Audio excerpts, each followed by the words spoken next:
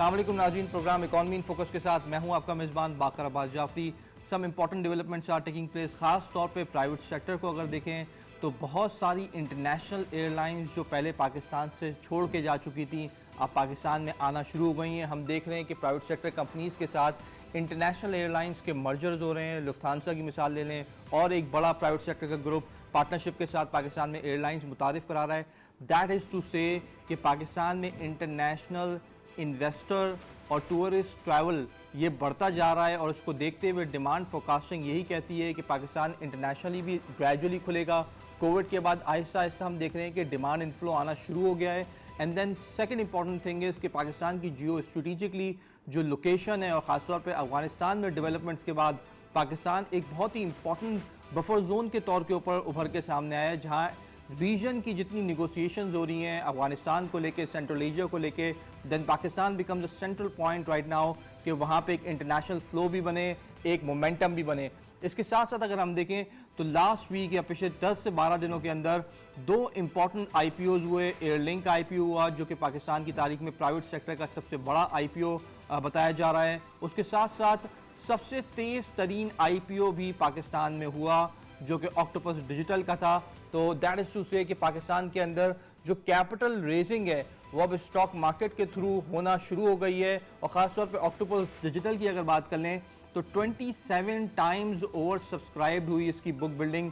That means कि इसमें अच्छा खासा इंटरेस्ट आया, ख़ासतौर पर टेक्नोलॉजी कंपनीज़ के अंदर। ये बताता है कि पाकिस्तान के अंदर इन्वेस्टर की एपिटाइट बहुत ज़्यादा है और इन्वेस्टर्स डिमांड से कहीं ज़्यादा पार्टिसिपेट करने को राज़ी हैं कि हम टेक्नोलॉजी के अंदर इन्वेस्ट करेंगे और उसके लिए तैयार हैं। तो these are the 2 important developments.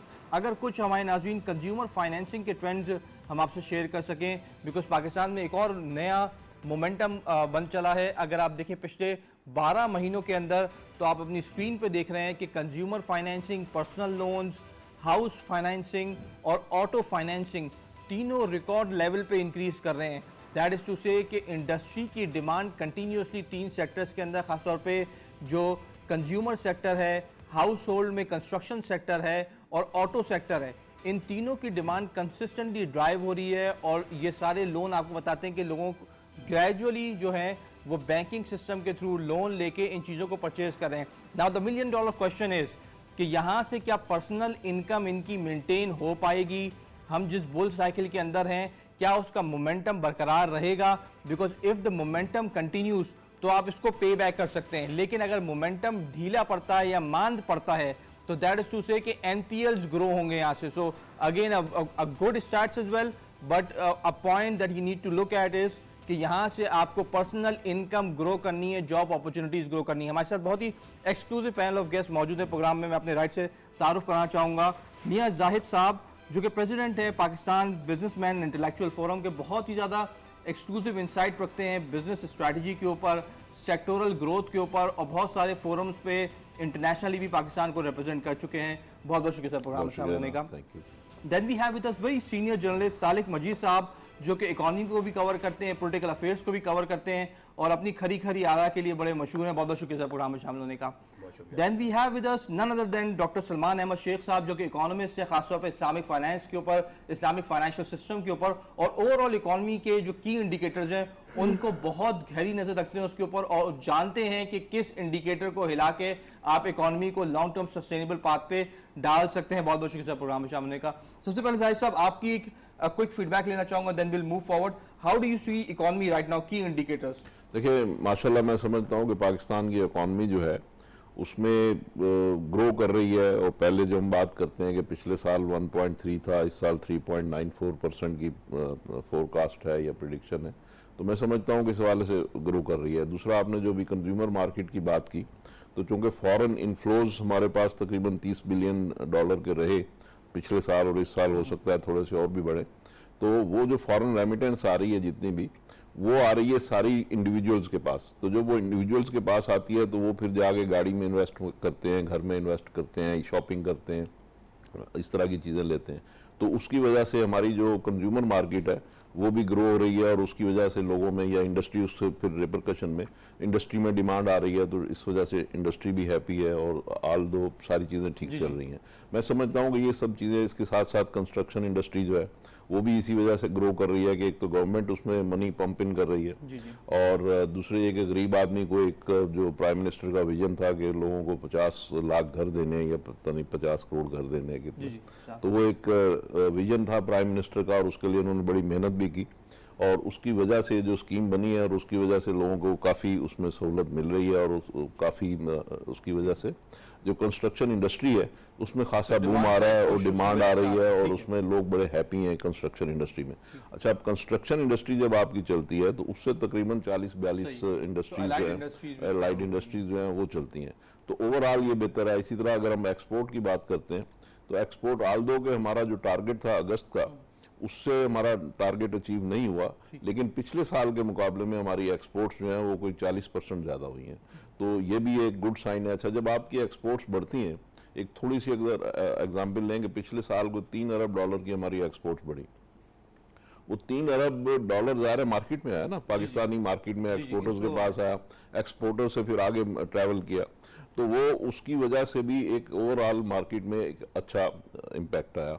फिर ये कि स्टेट बैंक ने जो 300 अरब रुपए का जो टर्फ स्कीम दी तो उससे नई इंडस्ट्री लगी, उससे एक स्टिमुलस इकोनॉमी में आया। एहसास प्रोग्राम की वजह से भी जो पैसे गवर्नमेंट दे रही है तो उसकी वजह से भी ज़ाहिर है कि कंज्यूमर मार्केट बढ़ रही है, तो ये सारी अच्छी बातें हैं। लेकिन थोड़ी सी बात ये भी सोचने की और समझने की है कि गरीब आदमी इस वक्त बिजली का बिल नहीं पे कर सक रहा, ठीक है, और महंगाई जो है वो आपको पता है कि इस वक्त डबल डिजिट में जा रही है और उन लोगों की यानी बिजली के बिल देना, गैस के बिल देना, तो ये चीज़ें जो है ये आम आदमी की रीच से बिल्कुल आउट हो रही है। अब सो मच सो कि हमारा जो इंडस्ट्रियलिस्ट है वो भी इससे महंगाई से बहुत परेशान है। Inflation is the big inflation जो है वो पाकिस्तान के गरीब अवाम के लिए एक बहुत बड़ा सेटबैक है। अच्छा, अगर हम बात करते हैं डॉलर की इन्फ्लेशन, अच्छा अब डॉलर की वजह से अभी 168 रुपये पे ओपन मार्केट में डॉलर चला गया और पिछले तकरीबन समझ लें कोई 15-16 रुपये 2 महीने में डॉलर की कीमत बढ़ी है। तो डॉलर की कीमत बढ़ने की वजह से एक इंडस्ट्री में भी महंगाई का तासर हुआ है, नो डाउट कि उसकी वजह से एक्सपोर्टर को फ़ायदा हुआ है और एक्सपोर्टर्स के लिए ज़ाहिर है कि उसको सेल्स प्रोसीड ज़्यादा मिलती है तो उसके लिए बेहतर है। लेकिन जो उसके साथ बाकी इंडस्ट्री है उसके लिए ज़ाहिर है कि एक बड़ी एक डिफिकल्ट सिचुएशन है इंपोर्ट ड्रिवन इंडस्ट्री के लिए। और इंपोर्ट ड्रिवन इंडस्ट्री फिर ये कि हमारी जो इंपोर्ट जिस तेज़ी से बढ़ रही है, इस साल हमारा ट्रेड डेफिसिट जो है वो तकरीबन को $50 अरब होने का इम्कान है। तो अब उसके लिए ज़ाहिर है कि हमारे पास तकरीबन 30-35 अरब अगर हमारे पास फॉरेन रेमिटेंस आती है तो फिर भी तकरीबन $15 अरब का हमारे पास नेट करंट अकाउंट डेफिसिट होगा। And again they have to bring FDI as well. तो FDI मोबिलाइज करना पड़ेगा। तो एग्जैक्टली FDI बल्कि और मोबिलाइज होने की बजाय बेहतर होने की बजाय FDI हमारी कम होती जा रही है। तो 2-3 एरियाज हैं इनके ऊपर गवर्नमेंट को चाहिए। आई थिंक बहुत ही इंपॉर्टेंट पॉइंट हाईलाइट किया। मैं इससे जनरल कनेक्ट करूंगा सालिक साहब आपसे कि what is the general feeling right now, because consumer side से चीज़ें बेहतर हो रही हैं लेकिन inflation is continuously like eroding the real purchasing power. What do you think? बिस्मिल्लाहिर्रहमानिर्रहीम। बहुत शुक्रिया जाफरी साहब आपका, PTV का। मियाँ साहब ने जिस तरह बातें की हैं वो बड़ी फैक्चुअल उन्होंने बातें की हैं और मैं उसी को आगे बढ़ाऊंगा और फिर आपके सवाल की तरफ आऊँगा। देखें, जो भी गवर्नमेंट होती है वो चाहती है कि आवाम को ज़्यादा से ज़्यादा रिलीफ दे और वो अपने ना सिर्फ इंतखाबी मंशूर को लेकर आगे बढ़े और उसको कल्टिवेट करे जो उसने नारे लगाए थे और लोगों को रिजल्ट नज़र आए। और लोग उस वक्त रिजल्ट मानते हैं जब उनकी ज़ाती ज़िंदगी में जब उनको किचन चलाने में आसानी महसूस हो आम आदमी के लिए। अभी ऐसी सिचुएशन नहीं है कि इत्मीनान का इजहार किया जा सके मुकम्मल तौर पे और इसका एहसास हुकूमत को भी है। हुकूमत खुद समझती है कि जिन हालात में उसको ये गवर्नेंस मिली थी वो बहुत ही मुश्किल और चैलेंजिंग टाइम था। उसके बावजूद इमरान खान और उनकी टीम ने इस चैलेंज को कबूल किया और उन्होंने कोशिश की कि मुश्किल तरीन हालात में एक बेहतर परफॉर्मिंग टीम जो है वो सामने आए और उसके रिज़ल्ट आहिस्ता आहिस्ता बेहतरी की तरफ आएँ। जो रिज़ल्ट्स हैं इससे मुझे ज़ाती तौर पे लगता है कि वज़ीर-ए-आज़म और उनकी टीम मुतमिन नहीं है और वो मुतमिन ना होने की एक इंडिकेशन है कि उन्होंने अपनी टीम में बार बार तब्दीलियाँ की हैं। फाइनेंशियल टीम उन्होंने 3 साल में बार बार बदली है। इसका मतलब है कि वो जो रिजल्ट्स आए हैं वो उनको बेहतर होने के बावजूद समझते हैं कि इससे कहीं ज़्यादा बेहतर रिजल्ट्स आने की गुंजाइश थी, है और वो चाहते हैं कि मज़ीद इकदाम हों और रिजल्ट जो हैं वो तेज़ी से बेहतरी की तरफ आएँ, ताकि लोगों को इत्मीनान हो कि उनकी ज़िंदगी में कुछ बेहतरी आ रही है। सबसे बड़ा उनका एजेंडा था करप्शन के ख़िलाफ़ लड़ना। करप्शन को समझते थे कि ये मईशत को चाट रही है दीमक की तरह। आप जितने मर्जी इकदाम कर लें अपनी एक्सपोर्ट्स को बढ़ाने के लिए, अपनी आमदनी को बढ़ाने के लिए, अपने रेवेन्यू को बढ़ाने के लिए, जो आपका सिस्टम में करप्शन का एलिमेंट होगा तो वो आपको at the end of the day जो है वो नुकसान की तरफ लेके चला जाता है और आपका मुआशरा जो है वो आगे नहीं बढ़ पाता। यही एक बुनियादी पॉइंट था इस हुकूमत का, जिस पे इसको वोट भी मिला, जिस पे यह हुकूमत आज भी स्टैंड कर रही है और ये आगे बढ़ना चाह रही है। अब जो स्टेप्स लिए हैं, जिस तरह आपने शुरू में अपनी ओपनिंग में भी कहा कि जी नई एयरलाइंस आ रही हैं, IPOs का भी आपने जिक्र किया, बड़े अच्छे इंडिकेटर्स हैं, लोगों का एतमाद है पाकिस्तान में रहने वालों का और ख़ास तौर पे ओवरसीज़ का इस गवर्नमेंट पे और इसकी पॉलिसीज़ पर एतमाद है कि ये दुरुस्त सिमत में आगे बढ़ना चाहते हैं, इनकी नीयत ठीक है और ये लोग हो सकता है इनके तजर्बे में कमी हो, इनकी परफॉर्मेंस के रिजल्ट्स उस तरह ना आ रहे हों जिसकी तवक्को थी, लेकिन वो इनको मौका देना चाहते हैं और जिस तरह की पॉलिसीज ये ओवरसीज़ के लिए ला रहे हैं, उनको वोटिंग राइट्स दे रहे हैं, उनको जो है वो सिस्टम में एंगेज कर रहे हैं, पार्टिसिपेशन का मौका बढ़ा रहे हैं, तो लगता है कि आने वाले दिनों में जो वज़ीर आज़म का विजन था कि बाहर से पैसा हमारे पाकिस्तानी भेजेंगे और वो सिस्टम के तहत भेजेंगे, हमारे बैंकिंग सिस्टम को मजबूत होंगे और उसके जरिए पैसा पाकिस्तान में आएगा, चैनलाइज पैसा आएगा, तो उससे हमारी इकोनॉमी पे अच्छे असरात पड़ेंगे। और स्टेट बैंक की पॉलिसीज नजर आ रही हैं कि उन्होंने डिजिटल अकाउंट जो सिस्टम पॉलिसी दी उस पर बहुत सारे बैंकों ने बड़ा अच्छा परफॉर्म किया है, बाहर से लोगों ने बड़ा अच्छा जो है वो उस पर रिस्पॉन्ड किया है और चीज़ें बेहतरी की तरफ आ रही हैं, चीज़ें बेहतर हैं। लेकिन इत्मीनान उस वक्त होगा जब आम आदमी, खास तौर पे घरेलू खवातीन जब ये कहेंगी कि आज हमारा बजट बनाना आसान हुआ है, इस हुकूमत के इकदामात और ऐलानात का कुछ फायदा नजर आया है। अभी आप जब मार्केट में कोई खरीदने जाते हैं क्योंकि जाते हैं घर में अपनी आमदनी लेके या नौकरी की जो भी आपकी आमदनी है, सैलरी, तो आपने जाके घर में अपने शेयर करना, जितनी आमदनी खत्म हो जाती है, आप जितनी आमदनी लेके चलों की नजर आ जाती है। इस वक्त बिजली का जिक्र किया, आने वाले वक्त में मजीद बात करेंगे कि आपकी यूटिलिटी बिल्स जो है वो बहुत हाई है, वहां से इत्मीनान की उम्मीद ना रखें आप।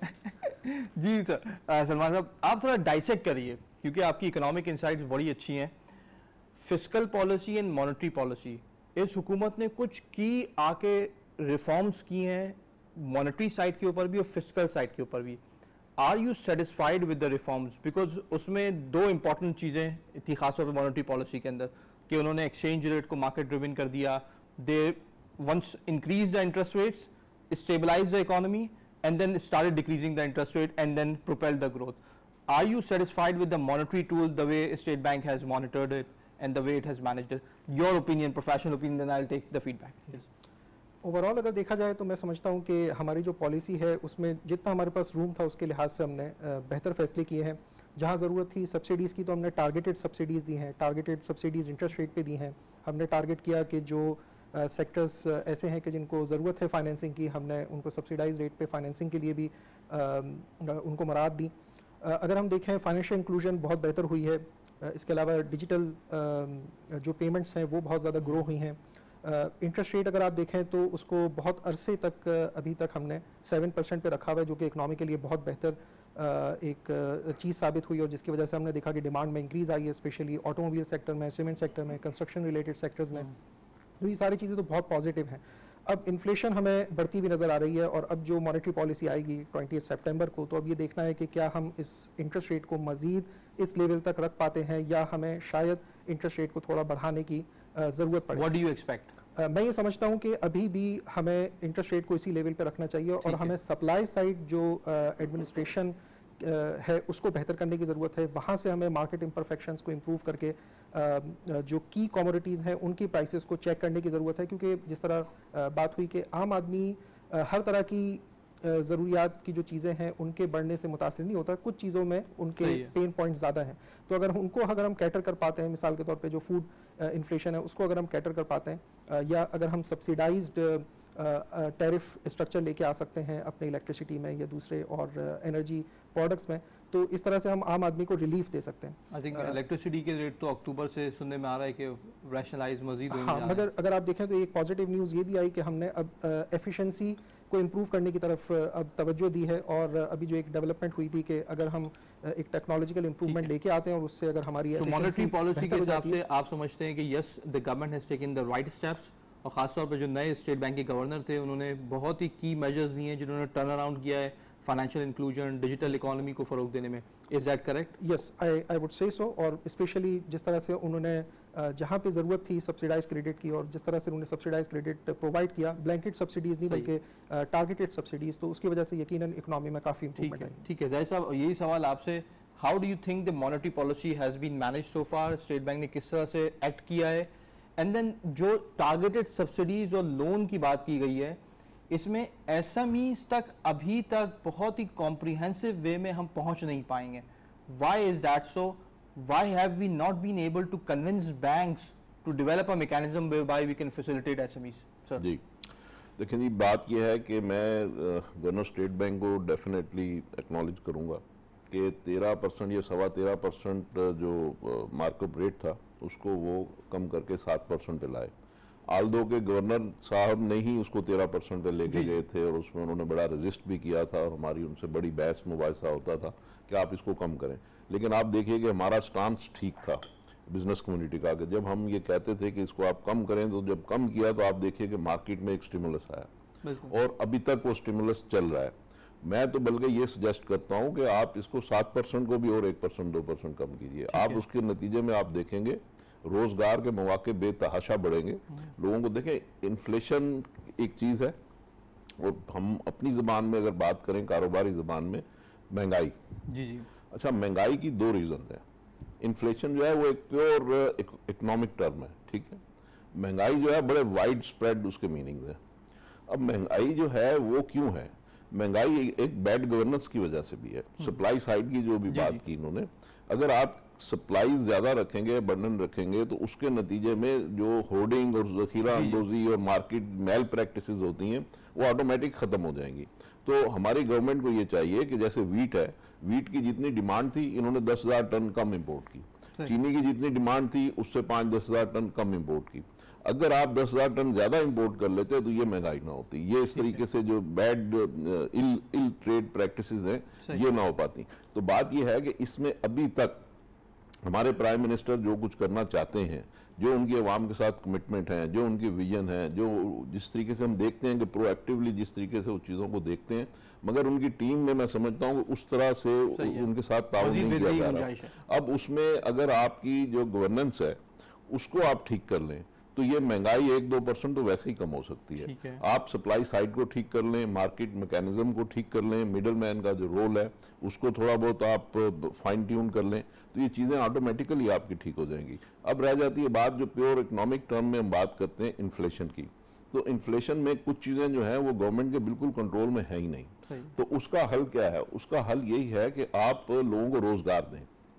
और रोजगार कैसे दे सकते हैं? स्टिमुलस के जरिए, कि आपकी इकोनॉमी में अगर आप स्टिमुलस होगा, वो लोग जो जिनके पास सक्सेस स्टोरी है, जिनके इंडस्ट्रियां चल रही हैं, जिनकी एक्सपोर्ट इंडस्ट्री चल रही है, जिनकी यहाँ कंज्यूमर इंडस्ट्री चल रही है, जिनके पास यहाँ पे ऑटोमोबाइल इंडस्ट्री चल रही है, वो अगर 1 से 2, 2 से 4, 4 से 6 अगर इंडस्ट्रियां और बढ़ाते चले जाएंगे तो रोजगार के मौके मिलते चले जाएंगे। तो उससे ये होगा कि लोग महंगाई का मुकाबला कर सकेंगे।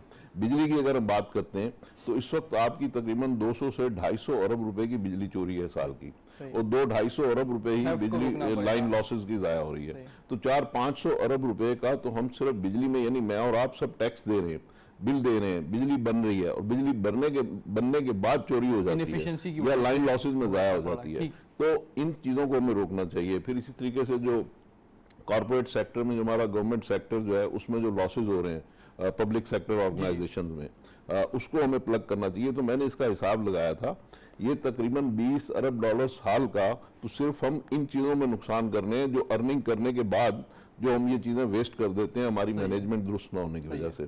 इन चीज़ों को अगर हम कब कर लें, कंट्रोल कर लें, प्लग कर लें, तो यकीनन आप पब्लिक को रिलीफ दे सकते हैं। तो मैं तो समझता हूँ कि एक गवर्नमेंट को मिनिस्ट्री सिर्फ इस चीज़ के लिए बनानी चाहिए कि ये लॉसेस को कैसे प्लग किया जा सकता है। की सजेशन है साली साहब, inefficiencies have been the biggest problem here, कि आपके पास इनपुट जा रहा है और जो मशीनरी है वो इनएफिशिएंट है और आउटपुट कम प्रोड्यूस कर रही है, और हर सेक्टर के अंदर इनएफिशिएंसी रहेगी। अब हम देख रहे हैं कि फॉर एग्जांपल अभी रिसेंटली जो खबरें आ रही हैं कि क्रॉप प्रोडक्शन रिकॉर्ड ग्रोथ हम एक्सपेक्ट कर सकते हैं दिस टाइम। सो थोड़ा थोड़ा ऐसा इंक्रीमेंटल ग्रोथ प्रोडक्टिविटी में आना शुरू हुआ है। But again it's a very valid point कि जो एग्जिस्टिंग आउटपुट है उस सिस्टम में ये एफिशिएंसी लेकर आई जाए तो आप सप्लाई चेन के खासतौर पे जो फूड प्राइसेस के इशू वो सॉल्व कर सकते हैं। What do you think? Mian sahab ने बड़ी अच्छी चीजें जो है वो एक चीज ऐड कर दूं कि 20 अरब डॉलर का तो हम सिर्फ पानी जाया करते हैं जो समुद्र में गिरता है, ठीक है, और 2025 में पाकिस्तान जो है दुनिया के उन 6-7 ममालिक में शामिल होगा कि जो पानी की शदीद तरीन किल्लत का सामना करेंगे। इसमें तो अलग प्रोग्राम की जरूरत है पानी में। साहब ने बड़ी अच्छी बातें की हैं, लेकिन मैं 3 पॉइंट्स पे चाहता हूँ कि आपकी तवज्जो जो है वो हो। पहली बात तो यह है कि अच्छे फैसले लेकिन अच्छे वक्त पे होने चाहिए थे। अगर आपने बहुत अच्छी नीयत के साथ अच्छे फैसले किए और गलत वक्त पे किए तो उनका कोई फ़ायदा नहीं है, उनके समरात आवाम तक नहीं पहुंचा सकेंगे। जिस तरह हमने LNG के केसेस में देखा, जिस तरह वीट की इम्पोर्ट में देखा, जिस तरह हमने और चीज़ों की इम्पोर्ट के फैसले अच्छे किए आपने लेकिन गलत वक्त पे किए तो उनके ऊपर आप वो फ़वाद आवाम को नहीं पहुँचा सके जो आप चाहते थे। तो आपको फैसले करने में बहुत ही स्पेसिफिक होना चाहिए और इसमें अपनी चीज़ों को बेहतर करना चाहिए जो उन्होंने कहा कि गुड गवर्नेंस के ज़िम्मे में आती है। दूसरी बात है अनापरस्ती। यह हुकूमत कुछ मामलात में अनापरस्ती का शिकार होकर मुआशी फैसलों पे सियासी मामलात को असरअंदाज होने का मौका दे रही है, जिसकी वजह से आपस में कोऑर्डिनेशन नहीं हो रहा। मैं इसलिए कह रहा हूँ अभी CCI की मीटिंग हुई, हम देख रहे हैं कि सूबों में और वफाक में मामलात जो हैं वो एक पेज पे नहीं आ पा रहे। एनर्जी सेक्टर हमारा इतने बड़े बड़े प्रोजेक्ट्स लेके तैयार बैठा है सिंध में और वफाक उनको खरीदने के लिए तैयार नहीं है। सिंध गवर्नमेंट हमारी कह रही है कि जी हमारे सस्ती बिजली के मंसूबे वफाक नहीं ले रहा। अब जिन्होंने इतनी इन्वेस्टमेंट की है, टू वे स्ट्रीट। अभी हम एनर्जी की बात कर रहे हैं, कंस्ट्रक्शन में आगे देखें तो 250 प्रोजेक्ट्स खड़े हैं, गवर्नमेंट इनको जो है वो कैटर करे, सेम पेज पे लेके आए। हमारे सियासी मामलात की नजर नहीं होनी चाहिए फैसले। एब्सोल्युटली एज अ इकोनॉमी पे तो कम से कम इत्तेफाक हो। आवाम अगर देखे तो उन्हें तो ये चपकलिश नहीं चाहिए, बट अगर आप देखें नेगोशिएशन के वक्त में देखें फेडरल गवर्नमेंट का काम है कि वो सारे सूबों को और सारे यूनिट्स को इकट्ठा बिठाए और उनको उनके दरमियान कंसेंसस करे, इत्तेफाक की राय लेके आए, क्योंकि किसी सूबे का काम नहीं है कि वो चारों सूबों को इकट्ठा करे, ये फेडरल गवर्नमेंट का काम है। फॉर एग्जाम्पल आप कंस्ट्रक्शन को देख लें, कंस्ट्रक्शन जब से प्राइम मिनिस्टर पाकिस्तान ने स्ट्रेटेजी बनाई, 100 से ज्यादा मीटिंग्स की, सारे सूबों में कंस्ट्रक्शन एक्टिविटी पीक पर है रिजल्ट नजर आया और सिंध में नहीं। जहां प्राइम मिनिस्टर लीड कर रहे हैं 250 के करीब प्रोजेक्ट्स हैं वो इल्तवा का शिकार है, अप्रूवल का लीड करना प्राइम मिनिस्टर और फेडरल गवर्नमेंट ने। अगर फेडरल गवर्नमेंट किसी जगह पे कंसिस्टेंट रहेगी तो फेडरल वो तो साथ चलेंगे। द पॉइंट इज दोनों को करना चाहिए। सूबे में भी मैं ये कह रहा हूं इनको भी आगे बढ़ना चाहिए और अगर इनके मसाइल हैं तो जाके फेडरल गवर्नमेंट के साथ टेकअप करना चाहिए। प्रॉब्लम होगी वो आवाम को होगी। तीसरा पॉइंट एक छोटा सा ऐड कर दूं, आपके पास अच्छे फैसले करने के बावजूद रिजल्ट उस वक्त आएगा जब आपकी लॉ एंड ऑर्डर की सिचुएशन अच्छी रहे। ठीक है। और आपका इस वक्त जो आने वाला फेज है वो अफगानिस्तान और आपकी नेबरिंग कंट्री से जुड़ा हुआ है। खासतौर पर अफगानिस्तान के अगर हालात जो हैं वो कंट्रोल में रहते हैं, चीज़ें बेहतरी की तरफ जाती हैं तो आपके फैसलों के अच्छे नतायज आएंगे। और अगर वहाँ खुदा न खास्ता हालात बिगड़ गए और उस तरह की सिविल वॉर जो पहले होती रही है अगर उस तरफ मामला गया तो आपकी मैशत पे बहुत सख्त असरात आने वाले हैं। पहले हजारों लाखों लोग पाकिस्तान के बॉर्डर की तरफ मार्च करके बॉर्डर के पास बैठे हुए हैं, आपने उनको कैसे आगे लेके चलना है। दुनिया ने तो हैंड ऑफ कर लिए, यूरोप ने कह दिया हमारी तरफ कोई ना आए, हम किसी को नहीं लेंगे, लेकिन पाकिस्तान तो बॉर्डर्स बंद नहीं कर सकेगा। तो ये एक बहुत बड़ा ह्यूमन क्राइसिस आने वाला है, इसके लिए पाकिस्तान को तैयारी करनी। अच्छा, दो बड़ी चीजें। अफगानिस्तान की ऑब्जर्वेशन अगर आप देखें तो फैक्चुअली देखें पिछले 10 साल में पाकिस्तान को अफगानिस्तान में इंडिया और US के इन्फ्लुएंस से फायदा नहीं हुआ, नुकसान हुआ। अगर ट्रेड का डेटा निकाल के देखें तो आपको एक स्टीप डिक्लाइन लगेगा 10 साल में।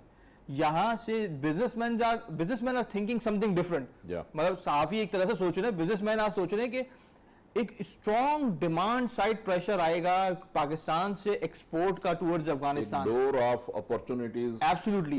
सो the businessman are thinking very differently right now. Pakistan में आपकी KPK में अगर आप देखें तो इस वक्त भी यानी ये जो अफगान क्राइसिस है इससे पहले अगर आप देखें तो KPK की बहुत सारी मईशत अफगानिस्तान पे डिपेंड करती है। बहुत सारी एक्सपोर्ट्स और इंपोर्ट्स जो है अफगानिस्तान को होती हैं। और अब जो सिचुएशन होने जा रही है अब आप देखिएगा कि वहाँ पे चूंकि इंडिया का इन्फ्लुएंस अब खत्म हो गया, बिल्कुल खत्म होगा। और अब तालिबान जो है, मैं नहीं कहता कि वो पाकिस्तान के दोस्त होंगे, वो अगर इम्पार्शल भी होंगे फिर भी पाकिस्तान ने जो उनको सपोर्ट किया है और यहाँ जो ब्लॉक बन रहा है जिसमें पाकिस्तान है, जिसमें चाइना है, जिसमें रशिया है, जिसमें ईरान है, जिसमें टर्की है, जो कि अफगानिस्तान को सिर्फ स्टेबल करेंगे। मैं ही नहीं कहता कि अफगानिस्तान में इंट्रूजन करेंगे या अफगानिस्तान को हमारी तो पहली रियासत होगा, वो इंडिपेंडेंट रियासत होगा और इंडिपेंडेंट रियासत होना पाकिस्तान के मुफाद में, वो अगर होगा तो एक लॉट ऑफ अपॉर्चुनिटीज जो हैं these are going to open. और अफगानिस्तान जो है वो पाकिस्तान की भी खुशबख्ती की लकीर है।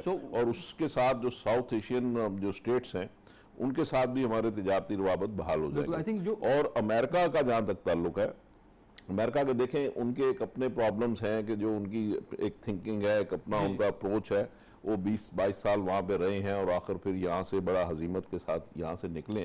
तो एक उनका जो है साइकोलॉजिकल एक प्रॉब्लम है, यूरोपीय यूनियन का एक साइकोलॉजिकल प्रॉब्लम है, लेकिन वो अफगानिस्तान में मजीद सोरिंग पॉइंट है, वो वहाँ पे मजीद फ्लैश पॉइंट में इन्वेस्टमेंट नहीं कर सकते, इसलिए वो दूर से बैठ के तमाशा देखेंगे। असल प्लेयर जो होंगे इस वक्त वो हम रीजनल प्लेयर होंगे, वो हम ही होंगे। न्यूज़ मीडिया यूज करेंगे मैं एक बार सलमान साहब जो भी करें, लेकिन पाकिस्तान अफगानिस्तान की ट्रेड पाकिस्तान रुपये में होने जा रही है या डॉलर में? देखिए दोनों हो रही है इस वक्त जो चूंकि बैंकिंग सिस्टम है नहीं, तो इस वक्त जो वहाँ पे ट्रेड हो रही है वो रुपये में हो रही है, यानी दोनों की करेंसी में हो रही है, लेकिन अल्टीमेटली ये होनी डॉलर में ही है। अभी स्टेट बैंक ने 3 महीने के लिए इसको रिलैक्स किया था, और स्टेट बैंक ने ये हमारे कहने पे किया था पिछले महीने, 1 महीना गुजर गया, 2 महीने रह गए, तो उन्होंने इसको रिलैक्स किया था, लेकिन ये अब उसके साथ जी सलमान साहब, how do you think, because एक जानिब सालिक साहब ने एक ह्यूमैनिटेरियन क्राइसिस की तरफ आगाह किया और बताया that is a risk right now by the way, लेकिन दूसरी जानिब जो इकोनॉमिस्ट और बड़े बिजनेस कम्युनिटी के लोग हैं वो इसको as a door of opportunity समझ रहे हैं, बिकॉज जितनी भी इंपोर्ट सब्सटीट्यूशन है वो इंडिया से हट के अब पाकिस्तान की किटी में आ सकती है, जिसमें टेक्सटाइल भी है, मिनरल्स की एक्सपोर्ट है, बुनियादी इलेक्ट्रॉनिक अप्लायंसेस की एक्सपोर्ट है, तो it's a huge market. What do you think? मैं समझता हूँ दोनों चीज़ें एक साथ हैं, यानी रिस्क फैक्टर्स भी हैं और अपॉर्चुनिटीज़ भी हैं। अफगानिस्तान अगर स्टेबल होता है तो हम सेंट्रल एशियन मार्केट्स को भी कैटर कर सकते हैं। आपने बिल्कुल सही कहा कि पिछले 10 साल में अगर हम देखें तो अफगानिस्तान में हमारी जो एक्सपोर्ट्स थी उसमें या तो स्टेबल थी या फिर कमी भी आ रही थी। सीमेंट एक्सपोर्ट हमारी कम हो रही थी, चाबहार डैम से अब वो ज़्यादा जो पोर्ट है वहाँ से जो है वो ट्रेड करना शुरू हो गए थे।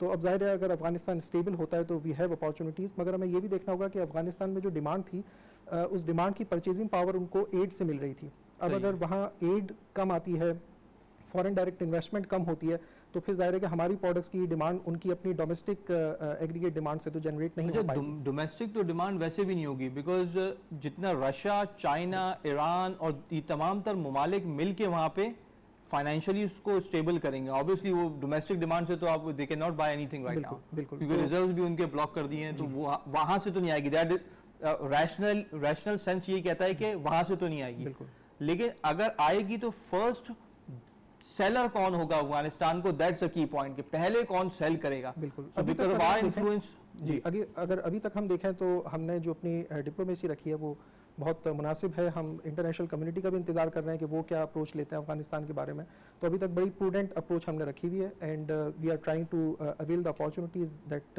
Would come forward to us. उस लिहाज से तो ये बहुत अच्छी चीज़ है, मगर हमें ये भी देखना है कि हमारे FDI में जो कमी आई है और उसमें हम जो देख रहे हैं कि मुसलसल हम $1 बिलियन से ज़्यादा की फॉरेन डायरेक्ट इन्वेस्टमेंट नहीं इंक्रीज़ कर पा रहे हैं, तो इसमें हमें सपोर्ट की ज़रूरत है। रेमिटेंसेज हमारी 32 बिलियन से $35 बिलियन तक चली जाएंगी। एक्सपोर्ट्स में भी हम देख रहे हैं कि ग्रोथ आ रही है, मगर अब जब इंपोर्ट बढ़ेगी तो अब हम इकनॉमी को अगर ग्रो करना चाह रहे हैं तो इंपोर्ट को हम कम नहीं कर सकते। जी जी। और जब ऑयल प्राइसेस बढ़ेंगी तो हमारे पास इतना मनूवर भी नहीं होगा कि हम अपने इंपोर्ट के बिल को रिड्यूस कर सकें। तो ज़रूरत है कि FDI हमारा इंक्रीज़ हो, तो हमें जहाँ अफगानिस्तान में इन्वेस्टमेंट आएगी तो ये भी देखना है कि क्या कोई जॉइंट प्रोजेक्ट्स हो सकते हैं या कोई ऐसी इन्वेस्टमेंट हो सकती है जिसकी जो सोर्स है वो पाकिस्तान रहे और अफगानिस्तान को भी उससे फ़ायदा हो। तो ये भी हमें देखना है कि ये जो अपॉर्चुनिटीज़ आएंगी इन्वेस्टमेंट की, तो हम अफगानिस्तान के साथ साथ अपने ममालिक में भी, यानी अपने जो रीजन्स हैं KP के हो गया, तो वहाँ पे भी इन्वेस्टमेंट लाने की कोशिश करें, जिससे कि हमारे एम्प्लॉयमेंट भी क्रिएट होगी और हमारा FDI अगर बढ़ता है तो हमारा करंट अकाउंट डेफिसिट भी इसमें हल हो सकता है उसका मसला। ठीक है, आई थिंक बहुत ही इंपॉर्टेंट इंसाइट्स दिए आपने। आप ही से नेक्स्ट सेगमेंट का आगाज़ करेंगे कि यहाँ से कौन कौन सी की रिफॉर्म्स है सेक्टर्स के अंदर which you believe we must take right now in order to sustain this growth path. जो जिस ग्रोथ पे हम चल पड़े हैं 4%, 4.5% का एक्सपेक्ट किया जा रहा है, एंड देन अगर सब चीज़ें बेहतर होती हैं, अगर ऑयल नीचे गिरता है तो आप 5, 5.5 पे पहुँच सकते हैं। By the way that is very much a possibility जिस तरह की डिमांड साइड प्रेशर आपके इकोनॉमी में है अभी। What do you think should be the key reforms that must be brought, और अगर वो आ रही हैं तो उनको एक्सपीडाइट किया जाए? Yes, sir. अगर आप देखें तो हमारी जो पिछले साल ग्रोथ थी और इस साल भी हम जो अपने ग्रोथ को टारगेट कर रहे हैं तो लार्ज स्केल मैन्युफैक्चरिंग पे हमारा ज़्यादा फोकस है, कंस्ट्रक्शन सेक्टर पे हमारा ज़्यादा फोकस है। अब हमें अपनी ग्रोथ को ब्रॉड बेस बनाना होगा कि जहाँ SME सेक्टर भी जो है वो आगे आ सके, उनको भी फाइनेंसिंग हासिल हो। एक बड़ी अच्छी स्कीम गवर्नमेंट लेके आई है कि जिसमें एसएमई सेक्टर को उनके कैश फ्लोज की बेस पे फाइनेंसिंग दी जाएगी। ये एक बहुत बड़ा अच्छा इकदाम है और डॉक्यूमेंटेशन के मसाइल की वजह से माइक्रो एंटरप्राइजेज, स्मॉल एंटरप्राइजेज जो है वो फाइनेंशियल सेक्टर को, फॉर्मल सेक्टर को अप्रोच नहीं कर पाते थे फाइनेंसिंग के लिए। मगर अगर इस स्कीम के थ्रू एसएमई को फाइनेंस जाता है, फिर हम देख रहे हैं कि कंस्ट्रक्शन में हम जो गरीब तबका है, जो लोअर मिडिल क्लास है, उसको टारगेट कर रहे हैं, उनको सब्सिडाइज क्रेडिट दे रहे हैं। इससे कंस्ट्रक्शन सेक्टर में और अलाइड सेक्टर्स में अगर ग्रोथ आती है तो इससे एम्प्लॉयमेंट भी क्रिएट होगी, हमारी ग्रोथ को भी इससे फ़ायदा होगा। और ख़ासतौर पर एग्रीकल्चर सेक्टर बड़ा इंपॉर्टेंट है, क्योंकि हम अगर मेन कमोडिटीज़ में देखें तो अब हम नेट इंपोर्टर हो गए। तो बड़ी ज़रूरत है कि खुद हम अपनी ज़रूरियात के लिए भी, और फिर आगे जाके अगर फूड प्राइसेस डेवलप होता है कोविड-19 की वजह से, तो हम जब एक्सपोर्ट की डिमांड बढ़ेगी तो उससे भी हम फ़ायदा उठा सकें। तो ये अपॉर्चुनिटीज़ हैं, हमें अपनी एक्सपोर्ट मार्केट्स को डाइवर्सिफाई करने की ज़रूरत है, जिसकी तरफ मार्केट प्रोडक्शन साइड को डाइवर्सिफाई करने की ज़रूरत है। आई थिंक वेरी की इंपॉर्टेंट। तो सर इसी पॉइंट को आपको कनेक्ट करूंगा, कैश फ्लोज की बेसिस पे लोन देना एसएमईज को, उसके साथ साथ एक और बड़ा फैक्टर इंपॉर्टेंट होता है कि एंटरप्राइज की या इंडिविजुअल की क्रेडिट हिस्ट्री का रिकॉर्ड हो मौजूद। बिकॉज डेवलप्ड सोसाइटीज़ में आपको आसानी से क्रेडिट इसलिए मिल जाता है कि everybody has a strong credit history, जिसपे आप बैंक एक्सपेक्ट कर सकता है कि ये कभी ना कभी या इतनी प्रोबेबिलिटी के साथ ये पैसा वापस कर देगा। उसमें भी पाकिस्तान में स्टेट बैंक की तरफ से इकदाम उठाए गए हैं, क्रेडिट ब्यूरो की तरफ से इकदाम उठाए गए हैं। व्हाट डू यू थिंक, कितना इंपॉर्टेंट है ये दो चीज़ें, कैश फ्लोज और क्रेडिट हिस्ट्री का होना? देखिए, ये एक असल में बहुत बड़ा सब्जेक्ट है इसमें, और इम्पॉर्टेंट भी है। पाकिस्तान की या किसी भी मुल्क की इकॉनमी जो है वो 90% डिपेंडेंट होती है एसएमईज के ऊपर। सही। अच्छा, अब एसएमईज जो दूसरे मुल्कों में है उसमें और पाकिस्तान के एसएमईज में इनकी डायनामिक्स में ज़मीन आसमान का फ़र्क है। वहाँ पे डबल बुक्स ऑफ अकाउंट्स नहीं होती, वहाँ पे हिडन अकाउंट्स नहीं होते, वहाँ पे स्मगलिंग नहीं होती, ठीक।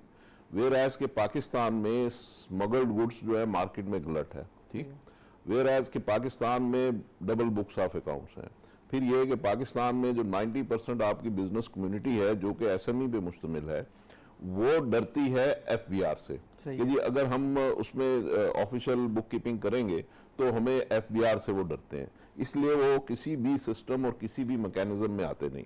अच्छा, अब ये जो उनकी एक प्रॉब्लम है, ये एफबीआर वाला खौफ किस तरह की जाइए, मैं गुजारिश कर रहा हूँ। अब ये जो एक है उनका खौफ, अगर हम ये सोच लें कि जी ठीक है नहीं आते तो ना आए, बाढ़ में जाए, तो चलें जी, वो तो अपना काम किए जा रहे हैं। वो 90% तबका जो है वो अपना काम किए जा रहा है, वो फ्लश भी कर रहा है, वो खा पी भी रहा है, वो अखराजात भी कर रहा है, वो सब कुछ कर रहा है, मगर मुल्क की तरक्की में वो अपना हिस्सा नहीं डाल रहा, ठीक है, वो बुक्स में नहीं आ रहा। तो अब बात यह है कि इसका दूसरे लफ्जों में मतलब यह है कि ये हमारी जरूरत है, यानी मुल्क की जरूरत है कि उनको आप सिस्टम में लेके आए। उनकी शायद जरूरत नहीं है, वो तो अपनी दुनिया में मगन है, तो उनको आपने किस तरह सिस्टम में लेके आना है, ये हमारी जरूरत है। अब ये जरूरत जो है गवर्नमेंट इसके लिए कोशिश कर रही है। गवर्नमेंट ने एक तो ये किया कि कोलैटरल में 60% गवर्नमेंट ने उनको कहा कि जी ठीक है, कोलैटरल 60% हम प्रोवाइड करेंगे, 40% आप प्रोवाइड करें। इससे ये है कि उनकी फाइनेंस की रिक्वायरमेंट जो है वो ऑफिशियली किसी हद तक एड्रेस हो रही है। लेकिन फिर वही प्रॉब्लम है कि वो आके अगर 60% गवर्नमेंट चले ले भी लेगी, टेक ओवर भी कर लेगी, 40% वो भी दे देंगे, उनके पास कोलैटरल्स हैं, वो दे भी देंगे।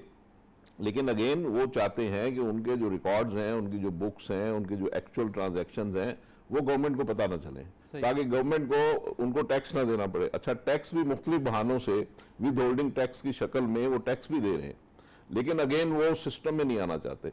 तो उसके लिए लोन लेना भी चाहते हैं, सिस्टम में आना भी नहीं चाहते, ये तो बड़ा डिफिकल्ट प्रॉब्लम है। तो यही तो मसले गवर्नमेंट ने हल करने हैं कि अगर आपने उनको इसमें गवर्नमेंट के साथ साथ जो लोन ले रहा है उसकी अपनी भी एक थिंकिंग का, यही हम थोड़ा सा हट जाते हैं ट्रैक से।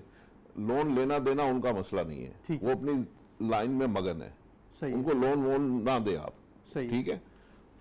हमारी जरूरत है कि उनको हम सिस्टम में लेके आए। जब हम उनको सिस्टम में लेके आएंगे तो हमारा सिस्टम ग्रो करेगा, हमारी एक्चुअल जीडीपी रिफ्लेक्ट करेगी, हमारा एक्चुअल हर चीज, टैक्सेशन, हर चीज एक्चुअल टर्म्स में आना शुरू हो जाएगी, ठीक है।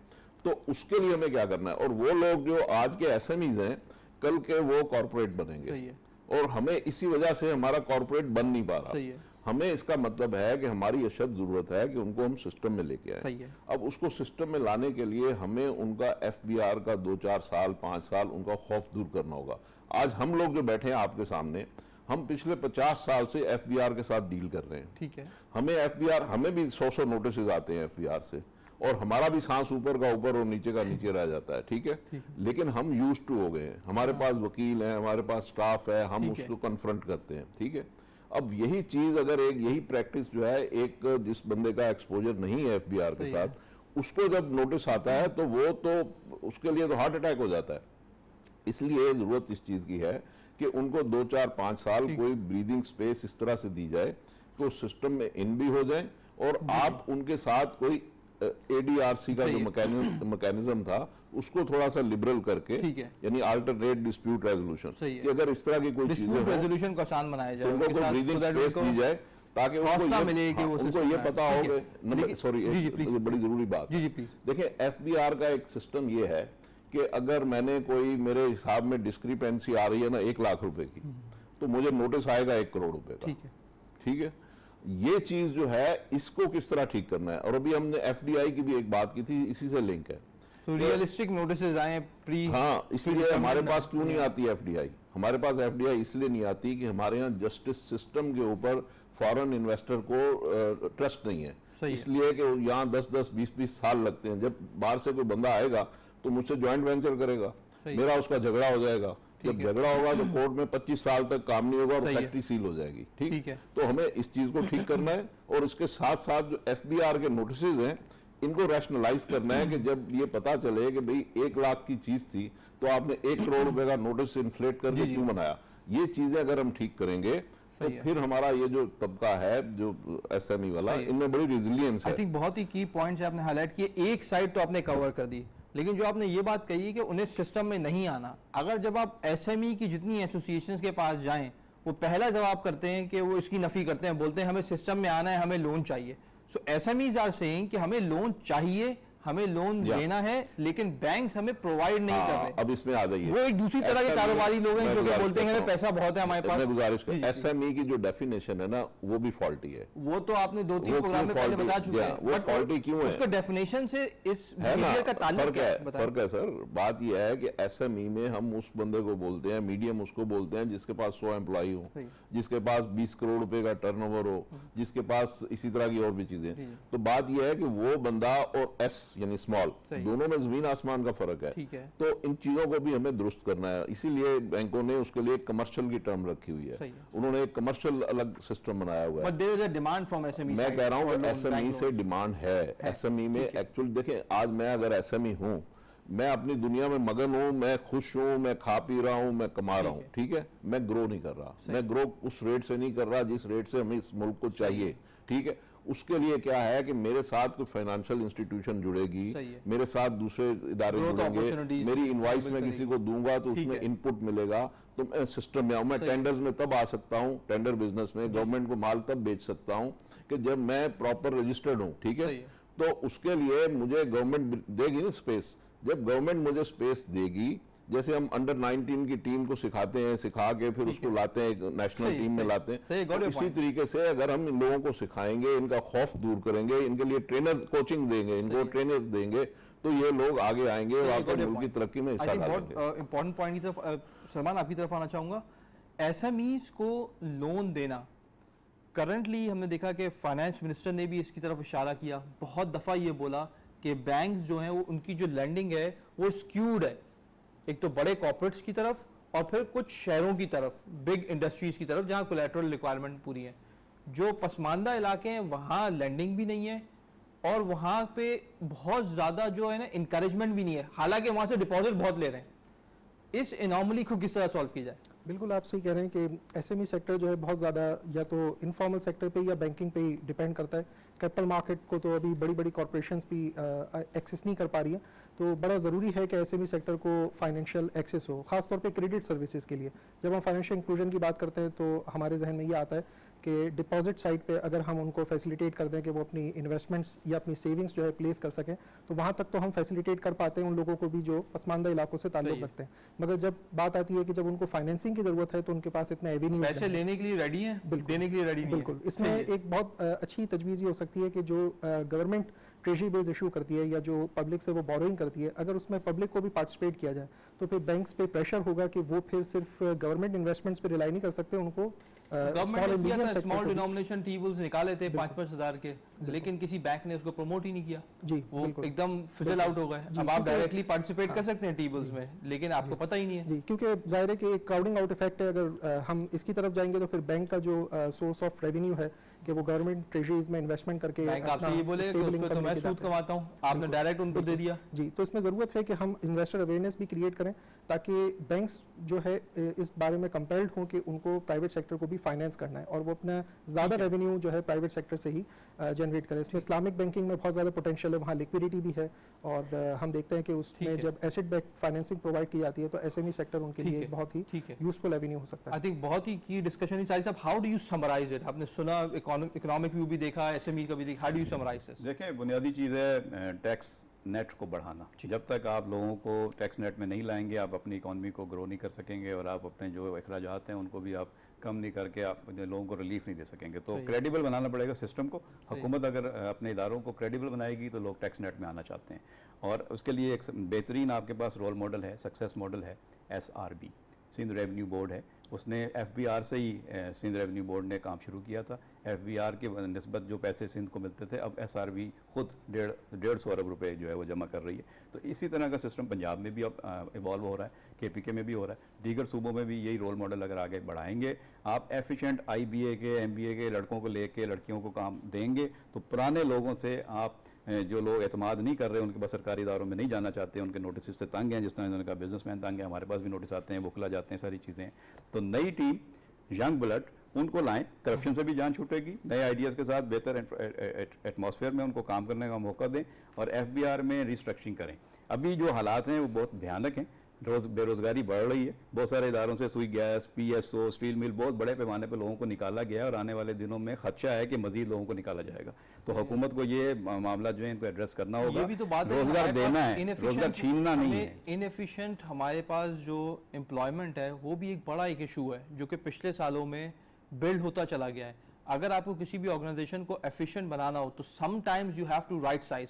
अगर अमेरिका के अंदर लाखों लोगों को फायर किया गया 2 से 3 हफ्ते के दौरान जब वहां पे क्राइसिस आया, तो आप बिजनेसमैन का वो decision when they fire somebody and they want to survive, उनके क्रेडिट उनको अपने क्रेडिट को मेंटेन करना है, कैश फ्लोज को मेंटेन करना है।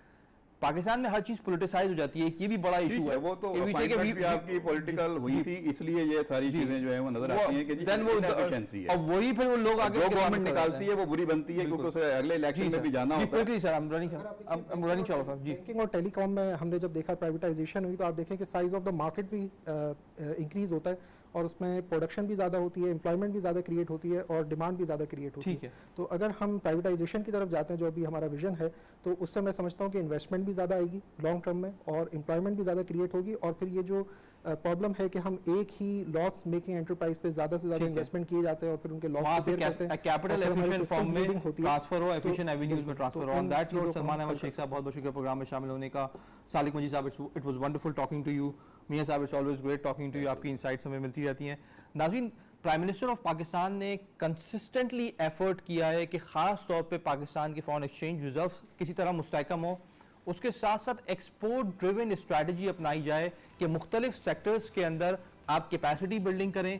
हाल ही में हमने एक मिसाल देखी कि जो मोबाइल फ़ोन मैन्युफैक्चरिंग की पॉलिसी पाकिस्तान में आई, जिसमें इंपोर्टेड मोबाइल फ़ोन्स को ब्लॉक किया गया, उनकी प्रॉपर लाइसेंसिंग करके उनको ओपन कराया गया और उससे गवर्नमेंट को रेवेन्यू भी आया और ओपन किया गया ये पूरी इंडस्ट्री को लोकल मैन्युफैक्चरर्स और असेंबलर्स के लिए कि आप पाकिस्तान के अंदर, जो कि one of the highly populated countries of the world है, ग्रोइंग मिडिल क्लास है यहाँ पे, इनको मोबाइल फ़ोन भी इस्तेमाल करना है, इनको इलेक्ट्रॉनिक अप्लाइंसेस भी इस्तेमाल करनी है, इनके लिए लोकल प्रोडक्शन करें और डिमांड अपनी मीट होने के बाद आप इसको एक्सपोर्ट करें।